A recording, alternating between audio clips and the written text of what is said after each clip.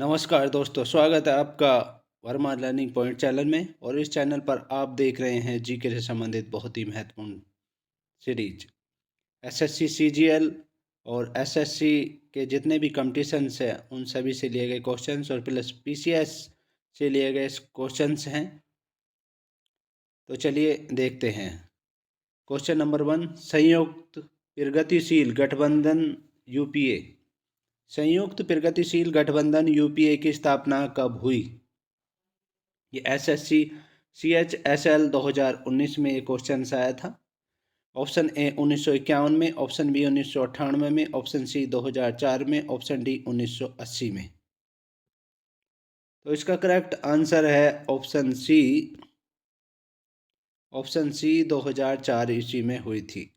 संयुक्त प्रगतिशील गठबंधन यूपीए की स्थापना 2004 ईस्वी में हुई थी। और डिटेल जान लेते हैं इसके बारे में। इस गठबंधन की स्थापना 2004 में की गई थी और इस राजनीतिक गठबंधन में 10 दल शामिल थे। 10 दल शामिल थे और इस गठबंधन की अध्यक्षता सोनिया गांधी ने की थी। नेक्स्ट क्वेश्चन देखिए, निम्नलिखित में से किस देश में कालाहारी मरुस्थल स्थित है? निम्नलिखित में से किस देश में कालाहारी मरुस्थल स्थित है? ये एसएससी सीपीओ 2017 में क्वेश्चन आया है। ऑप्शन ए भारत में, ऑप्शन बी पाकिस्तान में, ऑप्शन सी बोत्सवाना में, ऑप्शन डी केन्या में। तो इसका करेक्ट आंसर है ऑप्शन सी बोत्सवाना में। ऑप्शन सी करेक्ट आंसर है, बोत्सवाना में कालाहारी मरुस्थल स्थित है।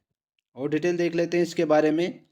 कालाहारी विश्व का एक विशाल मरुस्थल है और आपको बता दें कि कालाहारी मरुस्थल का क्षेत्र दक्षिणावर्ती अफ्रीका के बोत्सवाना, नामीबिया तथा दक्षिण अफ्रीका देशों की सीमा में लगभग 9 लाख वर्ग किलोमीटर तक विस्तृत है। ये 9 लाख वर्ग किलोमीटर तक ये विस्तृत है दक्षिण अफ्रीकी देशों की सीमा में। नेक्स्ट क्वेश्चन देखिए, विश्व का सबसे ऊंचा ज्वालामुखी पर्वत कोटोपैक्सी कहाँ स्थित है? विश्व का सबसे ऊंचा ज्वालामुखी पर्वत कोटोपैक्सी कहाँ स्थित है? ये एसएससी CHSL 2018 में क्वेश्चन आया है। ऑप्शन ए जापान में, ऑप्शन बी फिलीपींस में, ऑप्शन सी इक्वेडोर में, ऑप्शन डी हवाई द्वीप में।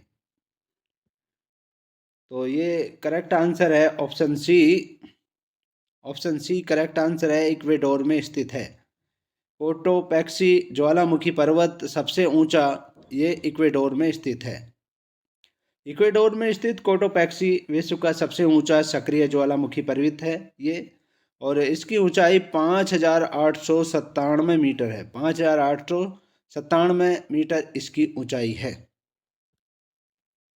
नेक्स्ट क्वेश्चन देखिए, निम्नलिखित में से जनसंख्या के मामले में भारत का कौन सा पड़ोसी देश सबसे छोटा है? निम्नलिखित में से जनसंख्या के मामले में भारत का कौन सा पड़ोसी देश सबसे छोटा है? ये एसएससी CHSL 2019 में क्वेश्चन आया है। करेक्ट आंसर है option D. Option D correct answer है, मालदीव। पड़ोसी देश जनसंख्या के मामले में ये सबसे छोटा है। और डिटेल देख लेते हैं इसके बारे में। जनसंख्या की दृष्टि से भारत के पड़ोसी देशों का आरोही क्रम इस प्रकार है। आरोही यानी बढ़ता क्रम।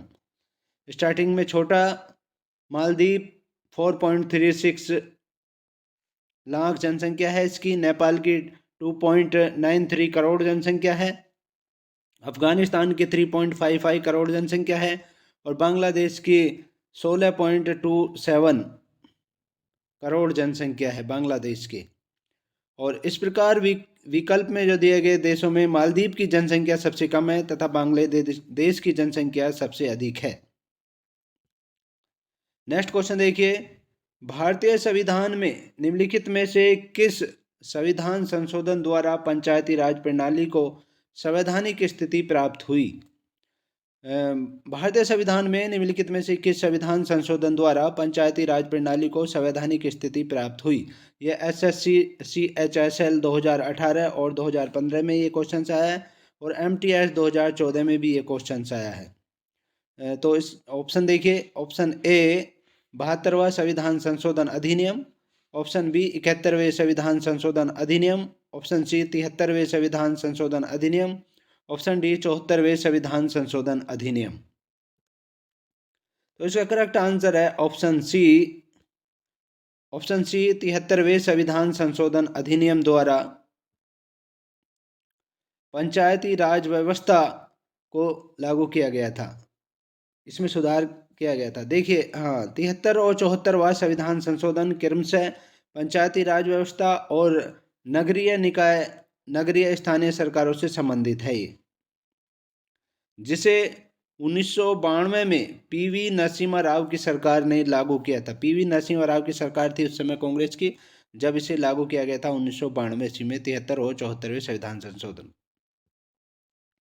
नेक्स्ट क्वेश्चन देखिए, चुनाव आयोग किस अनुच्छेद के अंतर्गत स्थापित किया गया है? चुनाव आयोग किस अनुच्छेद के अंतर्गत स्थापित किया गया है? एसएससी CHSL 2020 में ये क्वेश्चन आया है। और अनुच्छेद ऑप्शन देखिए, अनुच्छेद 355, ऑप्शन बी अनुच्छेद 256, ऑप्शन सी अनुच्छेद 324 और अनुच्छेद ऑप्शन डी अनुच्छेद 320। तो इसका करेक्ट आंसर है ऑप्शन सी अनुच्छेद 324। सी पार्ट करेक्ट आंसर है। अनुच्छेद 324 के अंतर्गत स्थापित किया गया है चुनाव आयोग को।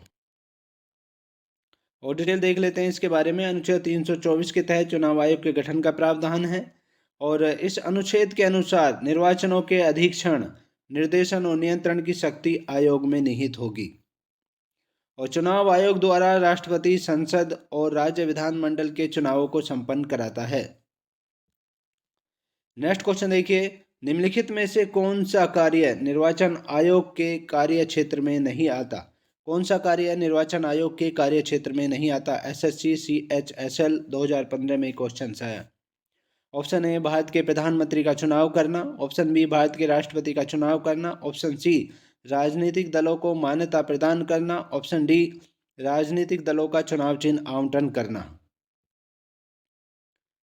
तो करेक्ट आंसर है ऑप्शन ए। ऑप्शन ए भारत के प्रधानमंत्री का चुनाव करना निर्वाचन आयोग के कार्य क्षेत्र में नहीं आता है। बाकी भारत के राष्ट्रपति का चुनाव करना, राजनीतिक दलों को मान्यता प्रदान करना और राजनीतिक दलों का चुनाव चिन्ह आवंटन करना, ये तीनों चीज़ें इसके निर्वाचन आयोग के कार्य क्षेत्र में आते हैं। अनुच्छेद 324 के अंतर्गत चुनाव आयोग का कर्तव्य है कि वह भारत के राष्ट्रपति, उपराष्ट्रपति, राज्यसभा, लोकसभा और राज्यों की विधानसभाओं का चुनाव अपनी देखरेख में संपन्न कराए, जबकि प्रधानमंत्री का चुनाव संसद सदस्यों द्वारा होता है। जो बहुमत दल बनकर आता है उसके सदस्य चुनाव करते हैं प्रधानमंत्री का। नेक्स्ट क्वेश्चन देखिए, निम्नलिखित में से कौन सा ज्वालामुखी मैक्सिको में स्थित है? कौन सा ज्वालामुखी मैक्सिको में स्थित है? एसएससी CISF ASI 2010 में ये क्वेश्चन आया है। Option a Colima, option b Purace, option c Semeru, option d Etna. Correct answer है option a. Option a correct answer है, कोलिमा में स्थित है। कोलिमा मैक्सिमो में स्थित है। और कोलिमा ज्वालामुखी मैक्सिमो में स्थित सक्रिय एक ज्वालामुखी है। ये सक्रिय ज्वालामुखी है और इसको वोल्केनो ऑफ फायर के नाम से भी जाना जाता है। वोल्केनो ऑफ फायर के नाम से भी इसको जाना जाता है। और नेवादा पर्वत श्रेणी में स्थित मैक्सिको की सर्वाधिक ऊंची पर्वत श्रृंखला कोलिमा फ्यूगो है। नेवादा पर्वत श्रेणी में स्थित मैक्सिको की सर्वाधिक ऊंची पर्वत श्रृंखला कोलिमा फ्यूगो है। नेक्स्ट क्वेश्चन देखिए, सुनामी नाम किसे दिया गया है? सुनामी नाम किसे दिया गया है? एसएससी CGL और CHSL 2019 में और टायरफाइड 2016 में ये क्वेश्चन आया है। तो सुनामी नाम जो दिया गया है, ऑप्शन ए भूकंप को, ऑप्शन बी चक्रवात को, ऑप्शन सी ज्वारीय तरंग को, ऑप्शन डी समुद्र के नीचे की तरंगों को। इसका करेक्ट आंसर है option D part correct answer है। समुद्र के नीचे की तरंगों को सुनामी नाम दिया गया है। और डिटेल देख लेते हैं इसके बारे में। प्लेटों के टकराने से भूकंप उत्पन्न होता है। यह क्रिया जब महासागरों में उत्पन्न होती है तो सुनामी में बदल जाती है। और सुनामी का ज्वारीय तरंगों से कोई संबंध नहीं होता है। यह वस्तुतः बहुत लंबी व कम कंपन वाली समुद्री लहरें हैं जो महासागरीय भूकंप के प्रभाव से महासागरों में उत्पन्न होती हैं। महासागरीय भूकंप के प्रभाव से ये महासागरों में उत्पन्न होती हैं और सुनामी लहरों के साथ जल की गति संपूर्ण गहराई तक होती है, इसलिए ये अधिक विनाशकारी होती हैं। नेक्स्ट क्वेश्चन देखिए, पोर्ट ऑफ स्पेन किसकी राजधानी है? पोर्ट ऑफ स्पेन किसकी राजधानी है? ऑप्शन ए सऊदी अरब की, ऑप्शन बी उत्तर कोरिया की, ऑप्शन सी चेक गणराज्य की, ऑप्शन डी त्रिनाद टोबैगो की। तो इसका करेक्ट आंसर है option D. D part correct answer है। त्रिनाद और टोबैगो की राजधानी है port of Spain. Port of Spain त्रिनाद और टोबैगो की राजधानी है। नेक्स्ट क्वेश्चन देखिए, हृदय के गति निर्धारक में निम्नलिखित में से किस रेडियो एक्टिव तत्व का प्रयोग होता है? हृदय के गति निर्धारक में निम्नलिखित में से किस रेडियो एक्टिव तत्व का प्रयोग होता है? ऑप्शन ए यूरेनियम का, ऑप्शन बी ड्यूटेरियम का, ऑप्शन सी प्लूटोनियम का, ऑप्शन डी रेडियम का। तो इसका करेक्ट आंसर है ऑप्शन सी प्लूटोनियम का। ऑप्शन सी करेक्ट आंसर है, प्लूटोनियम का प्रयोग होता है। और डिटेल जान लेते हैं इसके बारे में। नाभिकीय रिएक्टर में यूरेनियम के द्वारा प्लूटोनियम प्राप्त होता है और हृदय के गति निर्धारक में प्लूटोनियम का प्रयोग शक्ति स्रोत के रूप में होता है। नेक्स्ट क्वेश्चन देखिए, जल से किसी ठोस पदार्थ को पृथक करने की विधि क्या कहलाती है? जल से किसी ठोस पदार्थ को पृथक करने की विधि क्या कहलाती है? ये SSC CHSL 2016 में ये क्वेश्चन आया है। ऑप्शन देखिए इसके, निष्क्रिय कार्बन का, ऑप्शन ए निष्क्रिय कार्बन का उपयोग करना, ऑप्शन बी विद्युत अपघटन, ऑप्शन सी आसवन, ऑप्शन डी स्कंदन। तो ऑप्शन डी करेक्ट आंसर है, स्कंदन। स्कंदन है। जल से किसी ठोस पदार्थ को पृथक करने की विधि जो कहलाती है वो स्कंदन कहलाती है। तो स्कंदन विधि द्वारा जो है हम जल में उपस्थित किसी भी प्रकार की ठोस अशुद्धि को पृथक कर सकते हैं। नेक्स्ट क्वेश्चन देखिए, कंप्यूटर के क्षेत्र में VRML का अर्थ क्या होता है? यह SSC CHSL 2020 में ये क्वेश्चन आया है। कंप्यूटर के क्षेत्र में VRML का अर्थ क्या होता है? Option A visual reality machine language, option B virtual reality machine language, option C visual reality markup language, option D virtual reality markup language. तो इसका करेक्ट आंसर है option D. Option D correct answer है, virtual reality markup language है। VRML का अर्थ है computer के क्षेत्र में। कंप्यूटर के क्षेत्र में VRML का अर्थ वर्चुअल रियलिटी मार्कअप लैंग्वेज है। और VRML 3D interactive vector graphics का प्रतिनिधित्व करने के लिए एक मानक फाइल प्रारूप है जिसे विशेष रूप से वर्ड वाइड के साथ डिजाइन किया गया है। नेक्स्ट क्वेश्चन देखिए, एक आईपी एड्रेस में कितने बिट्स होते हैं? एक आईपी एड्रेस में कितने बिट्स होते हैं? ये SSC CHSL 2016 और 17 में ये क्वेश्चन आया है। Option A 64 bits, option B 32 bits, option C 128 bits, option D 256 bits. Option B correct answer है। ऑप्शन बी करेक्ट आंसर है, 32 बिट्स होते हैं। एक आईपी एड्रेस में 32 बिट्स होते हैं। और डिटेल जान लेते हैं इसके बारे में। इंटरनेट के संदर्भ में आईपी का पूर्ण रूप इंटरनेट प्रोटोकॉल है और यह वह तकनीक है जिसके माध्यम से कंप्यूटर इंटरनेट पर परस्पर डेटा व सूचनाएं भेजते, प्राप्त करते अथवा समायोजित करते हैं। एक आईपी इंटरनेट प्रोटोकॉल पते का प्रारूप एक 32 बिट्स की संख्यात्मक पता होता है। नेक्स्ट क्वेश्चन देखिए, रॉकेट का आविष्कार किसने किया था? रॉकेट का आविष्कार किसने किया था? SSC CHSL 2016 में क्वेश्चन आया है। ऑप्शन ए रिच के गोयले ने, ऑप्शन बी EM फॉरेस्टर ने, ऑप्शन सी रॉबर्ट गोडार्ड ने, ऑप्शन डी जेम्स एंडरसन ने। तो इसका करेक्ट आंसर है ऑप्शन सी रॉबर्ट गोडार्ड ने। ऑप्शन सी रॉबर्ट गोडार्ड ने रॉकेट का आविष्कार किया था। और डिटेल जान लेते हैं इसके बारे में। 1926 ईस्वी में अमेरिकन रॉबर्ट गोडार्ड द्वारा, अमेरिकन वैज्ञानिक थे रॉबर्ट गोडार्ड, उन्होंने रॉकेट का आविष्कार किया था। और रॉकेट एक वायवीय वाहन है जो अपने इंजन से थ्रस्ट बल प्राप्त करता है, नेक्स्ट क्वेश्चन देखिए, हाथी दांत का विस्तारण किसके द्वारा होता है? हाथी दांत का विस्तारण किसके द्वारा होता है? यह एसएससी FCI 2012 में क्वेश्चन आया है। ऑप्शन ए ऊपरी कीर्तन के, ऑप्शन बी ऊपरी रत्नक के, ऑप्शन सी निचला रत्नक के, ऑप्शन डी निचला कीर्तंक के। तो इसका करेक्ट आंसर है ऑप्शन ए करेक्ट आंसर है ऊपरी कीर्तंक के। हाथी दांत का विस्तारण ऊपरी कीर्तंक के द्वारा होता है। हाथी दांत का विस्तारण जो है हाथी के ऊपरी जबड़े के कीर्तंक से होता है। और मूसकों में कीर्तंक का विस्तारण उनके पूरे जीवन काल में होता रहता है, जिससे वे बाकी चीज़ों को काटते हैं, मूसक यानी चूहों के। और बिल्लियों में कीर्तंक छोटा होता है तथा काटने में सहायक होता है।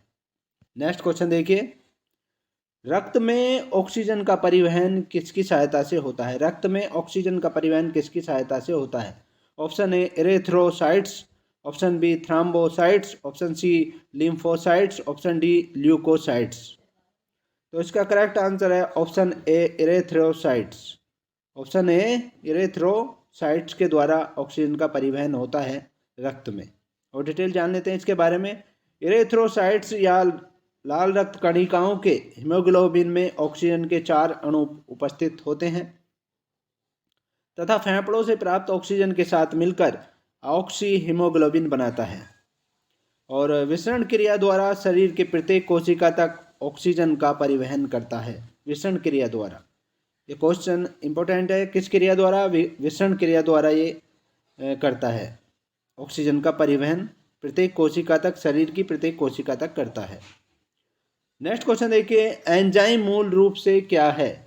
एंजाइम मूल रूप से क्या है? Option A carbohydrate, option B lipid, option C protein, option D amino अम्ल। तो इसका करेक्ट आंसर है option C protein. Option C protein correct answer है। एंजाइम जो होते हैं मूल रूप से प्रोटीन होते हैं। और आपको बता दें कि एंजाइम प्रोटीन से बने होते हैं और एंजाइम अधिस्तर सबस्ट्रेट को उत्पाद में परिवर्तित करने के लिए उत्प्रेरक का कार्य करते हैं। और एंजाइम रासायनिक प्रतिक्रिया की संकीर्ण ऊर्जा का स्तर नीचे ला देते हैं, जिससे रासायनिक प्रतिक्रिया को पूरा करने का समय कम हो जाता है। नेक्स्ट क्वेश्चन देखिए, पौधे के लिए आवश्यक प्राथमिक पोषक तत्वों के रूप में किसे जाना जाता है? पौधों के लिए आवश्यक प्राथमिक पोषक तत्वों के रूप में किसे जाना जाता है? यह SSC CGL 2016 में क्वेश्चन आया। ऑप्शन ए नाइट्रोजन, फास्फोरस और potassium, option b nitrogen, oxygen और silicon, option c potassium, boron और nitrogen, option d nitrogen, phosphorus और आयरन। तो इसका करेक्ट आंसर है ऑप्शन ए नाइट्रोजन, फास्फोरस और पोटेशियम। तो पौधे के लिए आवश्यक प्राथमिक पोषक तत्वों के रूप में नाइट्रोजन, फास्फोरस और पोटेशियम को जाना जाता है। और डिटेल देख लेते हैं इसके बारे में। प्राथमिक पोषक तत्व पौधे के विकास के लिए बहुत ही आवश्यक तत्व होते हैं, जैसे नाइट्रोजन है, फास्फोरस है, पोटेशियम है, जो मिलकर NPK का अनुपात बनाते हैं और यह पौधे के विकास के लिए अति महत्वपूर्ण है। नेक्स्ट क्वेश्चन देखिए, वस्तु व सेवा कर इनमें से किस वस्तु पर सरकार द्वारा लगाया गया? वस्तु व सेवा कर इनमें से किस वस्तु पर सरकार द्वारा लगाया गया? ये SSC CHSL 2013 में ये क्वेश्चन आया है। Option A petroleum crude, option B तंबाकू, ऑप्शन सी प्राकृतिक gas, option D aviation turbine fuel. Option B तंबाकू। तो वस्तु एवं सेवा कर जो है लगाया गया तंबाकू पर लगाया गया, बी पार्ट करेक्ट आंसर है। पेट्रोलियम क्रूड, प्राकृतिक गैस, एविएशन फ्यूल को वस्तु एवं सेवा कर से छूट प्रदान की गई है और इनमें से तंबाकू पर वस्तु व सेवा कर लगाया गया है। तो ये थे जीके संबंधित बहुत ही महत्वपूर्ण क्वेश्चंस। नेक्स्ट वीडियो में आपसे फिर मिलते हैं, तब तक के लिए बाय। जय हिंद दोस्तों।